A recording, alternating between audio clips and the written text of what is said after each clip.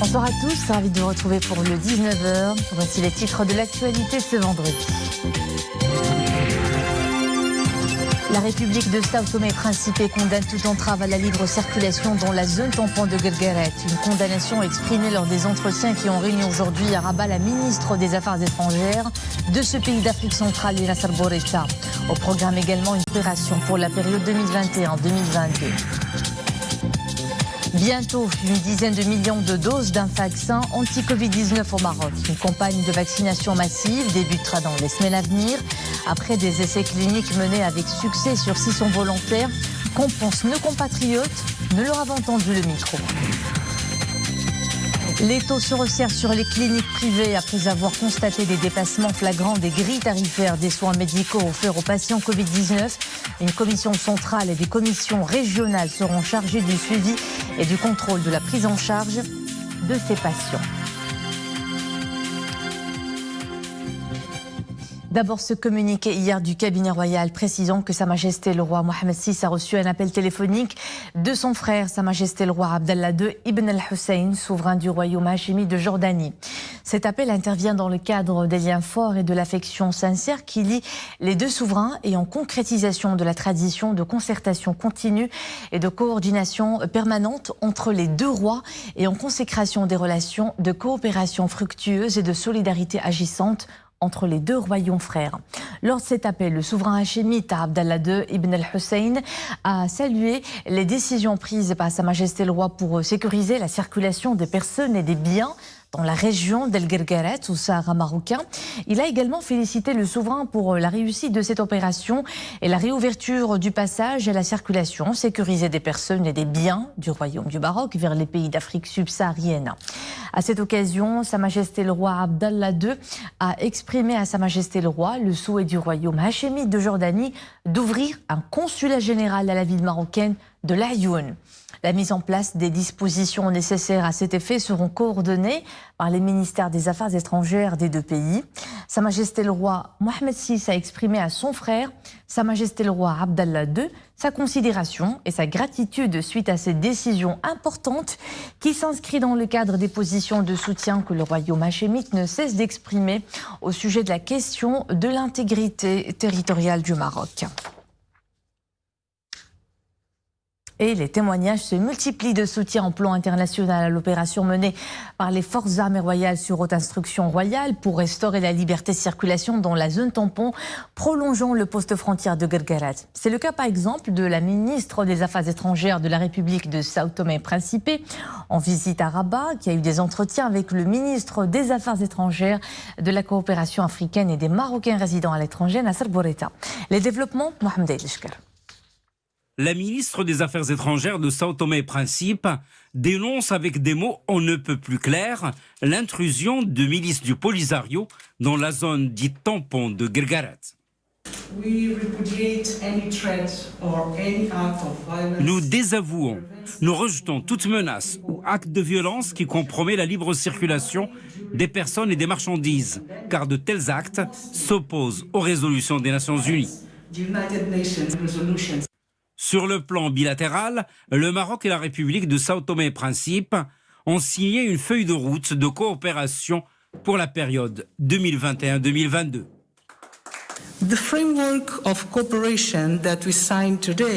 La feuille de route de coopération que nous venons de signer vise à faciliter et encourager les investissements du secteur privé marocain dans des projets structurants à Sao Tomé et Principe.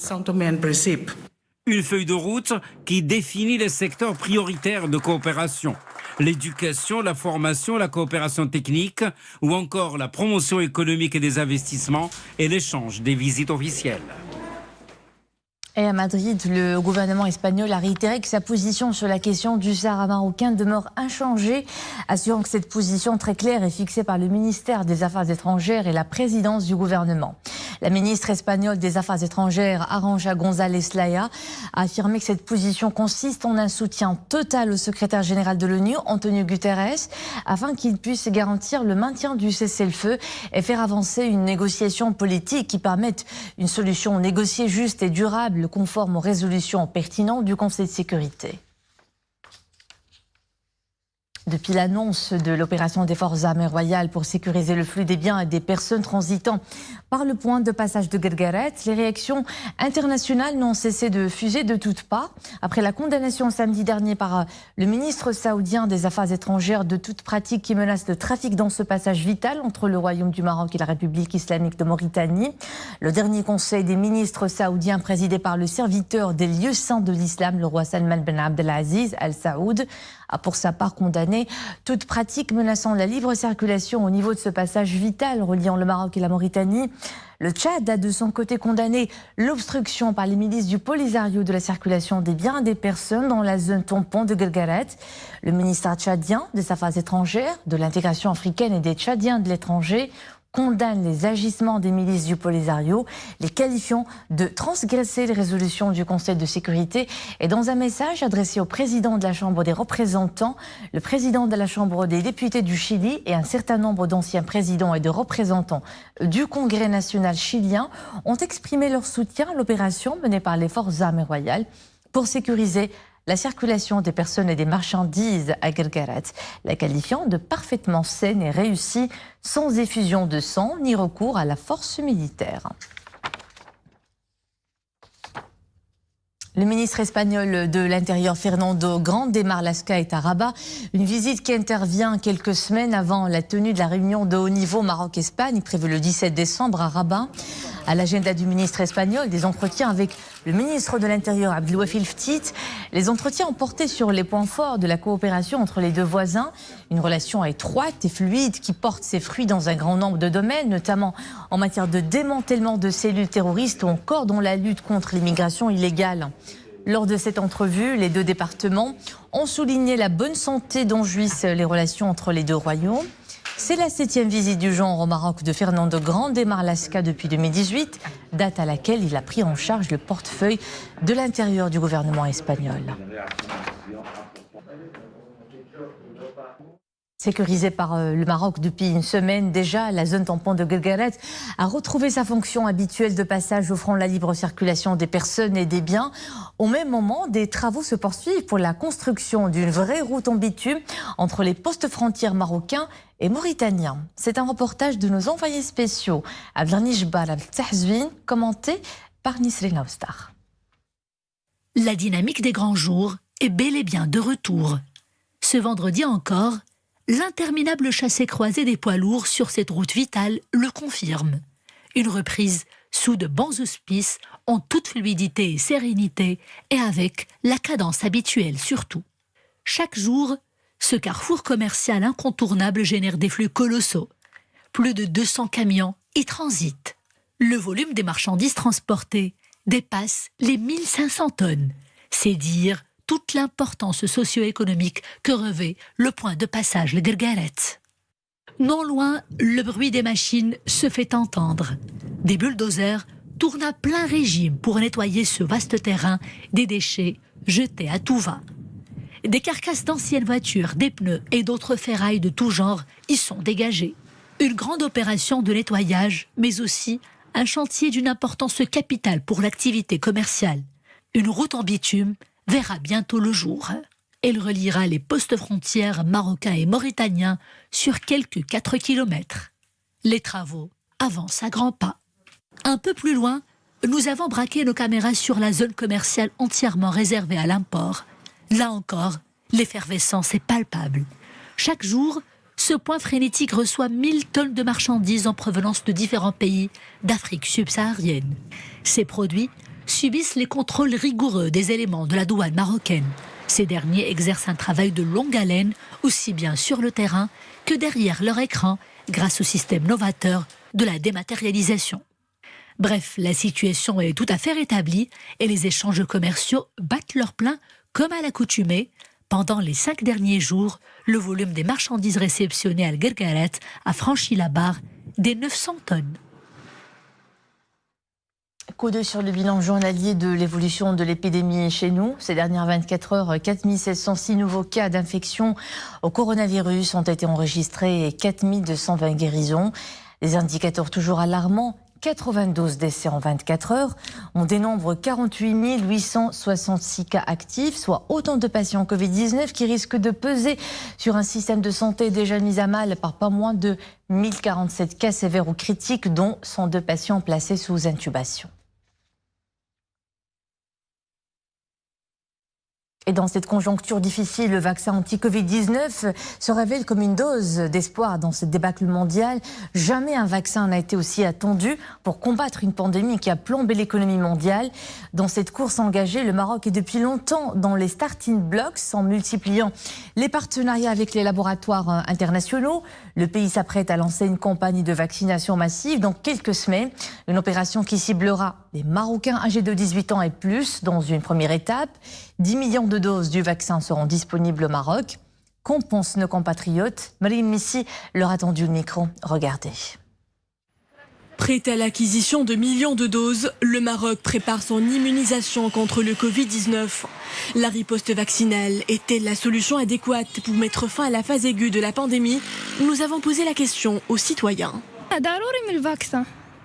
Le vaccin n'est pas un traitement, c'est un moyen, disons, préventif, qui stimule les défenses immunitaires de l'organisme. C'est primordial de se faire vacciner. On voit la recrudescence des contaminations et des décès. Ce vaccin arrive comme la solution unique pour faire rempart au virus. Les résultats de la phase 3 des essais cliniques du vaccin chinois, toujours très attendus. Les essais de la phase 1 et 2 permettent déjà de juger de l'efficacité et de la sécurité du vaccin avant son utilisation à grande échelle. La prochaine arrivée sur le marché de ce candidat vaccin soulève d'ores et déjà une vague d'espoir. Les personnes qui ont reçu le vaccin n'ont pas été infectées au coronavirus malgré leur déplacement dans 150 pays. Jusqu'à ce moment, les vaccins ont fait montre d'efficacité et couvrent un échantillon d'habitants vaccinés de 125 nationalités. Le vaccin adopté par le ministère de la Santé vise à nous protéger, mais d'abord protéger les personnels exerçant en première ligne. Son arrivée ravive notre confiance en un lendemain meilleur. On espère pouvoir ainsi surmonter cette crise. Le Maroc franchit ainsi un pas inédit. Alors que les contaminations dépassent ces dernières semaines les 5000 par jour, les professionnels dénoncent une vague épidémique sans précédent qui déferle sur des hôpitaux et des cliniques à bout de souffle. La majorité des malades que nous recevons, c'est des cas de Covid-19, SARS-CoV-2. Ce vaccin qui est produit par le laboratoire chinois, il est produit de ce qu'on appelle en anglais old fashion. C'est un vaccin qui est, on appelle en anglais safe. Pas de danger, pas de problème. Il y a des effets secondaires qui sont très légers. Et ces effets secondaires, ils sont positifs parce qu'ils montrent qu'il y a une réactivité de l'organisme avec ce vaccin. D'ici l'arrivée du vaccin, il est indispensable de maintenir les gestes barrières pour préserver la santé des citoyens. Avant le lancement de l'opération de vaccination anti-Covid-19, le Maroc a noué des partenariats avec des laboratoires internationaux, notamment avec le géant chinois Sinopharm. Pour plus de précisions sur ce vaccin pour lequel a opté le Maroc, nous avons avec nous par Internet depuis Casablanca Dr Saïd Afif. Docteur, bonsoir, merci d'être avec nous. Vous êtes membre du comité ad hoc de vaccination anti-Covid et président de la Société marocaine des sciences médicales. Comme nous venons de le suivre dans le reportage, le seul moyen de barrer réellement la route à la propagation du Covid-19, c'est la vaccination massive de la population. Où en sont les travaux d'évaluation du vaccin de la compagnie pharmaceutique chinoise Sinopharm? Bonsoir. Comme ça a été dit, les essais se sont très bien passés au niveau de notre pays. Et donc, c'est la phase 3. Et ce vaccin-là, c'est un vaccin qui est atténué. C'est le procédé qu'on utilise pour les vaccins qu'on fait pour nos enfants. Et donc, c'est un vaccin qui est sûr. La preuve est qu'au niveau des essais, il n'y a pas eu d'effets graves. Il y a eu seulement quelques effets mineurs à type de céphalée, à type de fatigue, de myalgie, mais qui disparaissent quelques jours après l'injection. Donc, il y a eu, après le communiqué du cabinet royal cette note d'espoir et nous sommes fiers de dire qu'on est Marocains puisqu'on va être parmi les premiers pays qui vont bénéficier du vaccin et c'est grâce aux orientations à l'implication de Sa Majesté le Roi que Dieu l'assiste et donc c'est l'espoir comme ça a été dit dans le reportage parce qu'on le voit chaque jour, le nombre de contaminations augmente, le nombre de malades en réanimation augmente. C'est pour cela que nous demandons aux citoyens, nous demandons à la population qu'avec cette note d'espoir, ils doivent redoubler de vigilance, respecter les mesures barrières pour que notre système de santé ne soit pas dépassé. Et donc, ces 2 injections, une à J0 et l'autre 3 semaines après. Alors, docteur, une question que se posent les citoyens aujourd'hui. Comment se sont déroulés les tests de ce vaccin au Maroc? Autrement dit, les essais cliniques. Les essais cliniques, comme je viens de le dire et je vais le répéter, se sont bien passés. Ça nous permet de dire que c'est un vaccin qui est sûr. Se sont bien passés parce que il y a eu 600, quand on dit 600 volontaires, c'est 300 ont reçu le vaccin et 300 le placebo.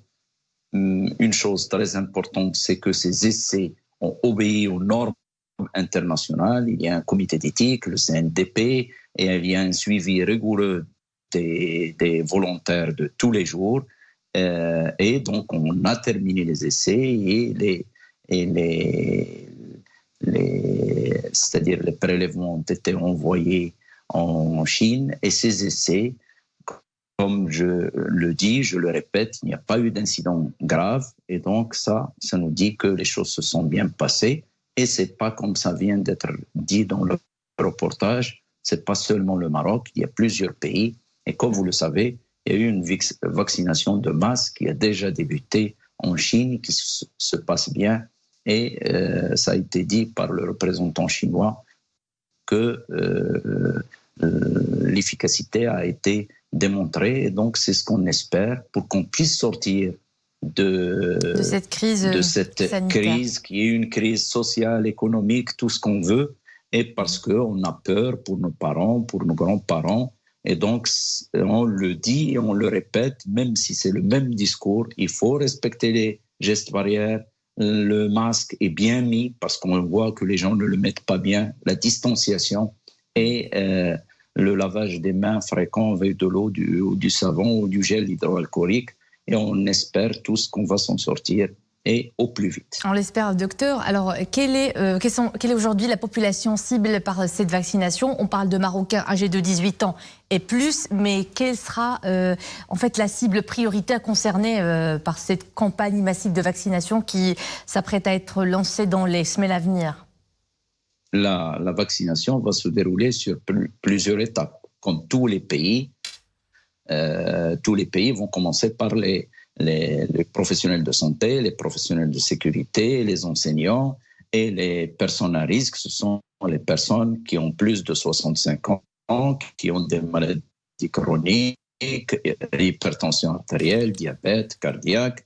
Donc, ces gens-là qui malheureusement, comme ça a été dit dans le reportage, qui représentent la grande partie de gens qui sont en réanimation. Donc, ça, c'est la première partie. Et puis, notre pays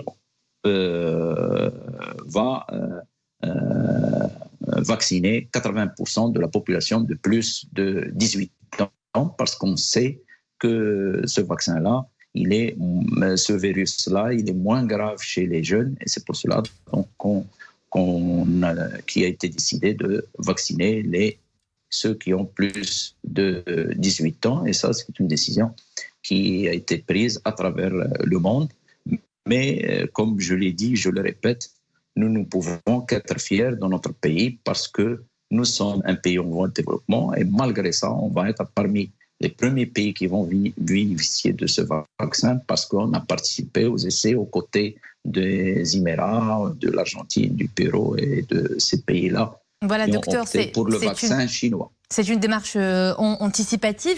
Mais à quel moment, docteur, on peut parler d'une immunité collective ou une immunité de troupe si la population est vaccinée, à quelle cadence et puis à quel pourcentage à peu près pour qu'on puisse dire que voilà, on a une population immunisée contre le virus? C'est pour cela que notre pays, que le ministère de la Santé a prévu de vacciner 80% de cette population cible pour qu'on ait cette immunité de groupe. C'est à partir de 70%. Et malheureusement, on ne peut pas obtenir cette immunité de groupe par la maladie parce que, comme vous le savez, ça a fait beaucoup de dégâts. Plusieurs pays ont fait cet essai, comme l'Angleterre, mais ils sont revenus en arrière. Et maintenant, vous voyez qu'ils reconfinent et qu'il y a un confinement plus strict. Nous, notre pays a durci un petit peu le confinement, mais il faut que la population respecte les mesures barrières pour qu'on ne reconfine pas encore plus, parce que si on voit que le nombre de malades augmente dans la réanimation, et on est obligé de durcir encore plus le confinement. Les mesures de confinement. Docteur Saïd Afif, membre du comité ad hoc de vaccination anti-Covid-19, merci pour ces précisions. Vous étiez en direct depuis Casablanca. Et puis retenez à présent cette annonce faite par le ministère de la Santé. Une commission centrale et des commissions régionales seront chargées de suivi et du contrôle de la prise en charge des malades Covid-19 dans les cliniques privées. La décision a été prise à l'issue d'une réunion tenue hier à Rabat et consacrée à la poursuite de la coordination des mesures à prendre face au dépassement flagrant des grilles tarifaires des soins médicaux offerts aux patients de la Covid-19 constatés dans certaines cliniques privées. On en fait le point dans ce reportage de Samira Asban et Nesrel Hamdawi. Le Covid-19 continue de faire parler de lui. Le nombre de contaminations est toujours au plus haut et les services de réanimation croulent sous le nombre des cas critiques. Cette triste réalité avait poussé le ministère de la Santé à appeler en renfort les cliniques privées.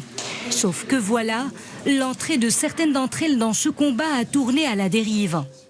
En pleine pandémie, des cliniques ont commencé à exiger des chèques de garantie avec des montants gonflés avant même l'hospitalisation du malade.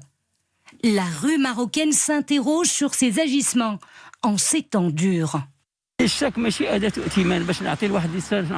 n'est pas un outil de garantie pour le soumettre aux cliniques. Le chèque, c'est de l'argent. Il doit être versé à vue. Donner un chèque de garantie à une clinique est illégal. Il faut qu'il y ait une solidarité sociale. Les cliniques doivent faire preuve de patriotisme. Le ministre de la Santé doit taper du poing sur la table et contrôler les cliniques. C'est inconcevable qu'ils profitent de cette détresse sanitaire pour engranger des sommes faramineuses.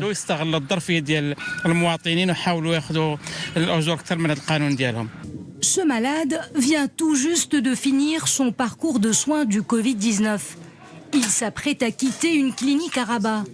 Pour lui, les frais d'hospitalisation seront couverts par la CNSS. Je dispose d'une prise en charge de la CNSS.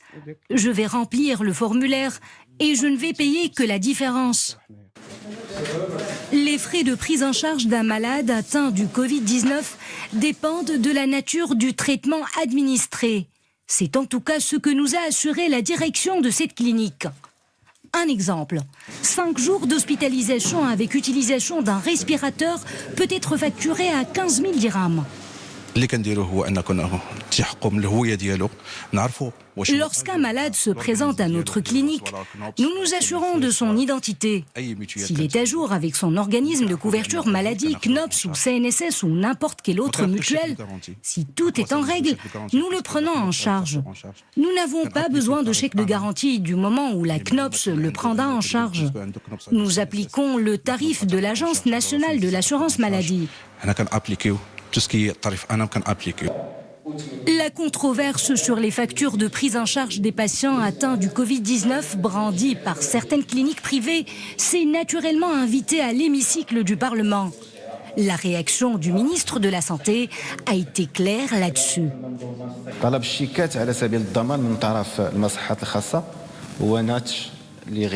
La demande de chèques de garantie par certaines cliniques privées est due à une absence d'un système électronique qui permet d'avoir un accès direct aux données des compagnies d'assurance afin de savoir si le malade est couvert ou pas.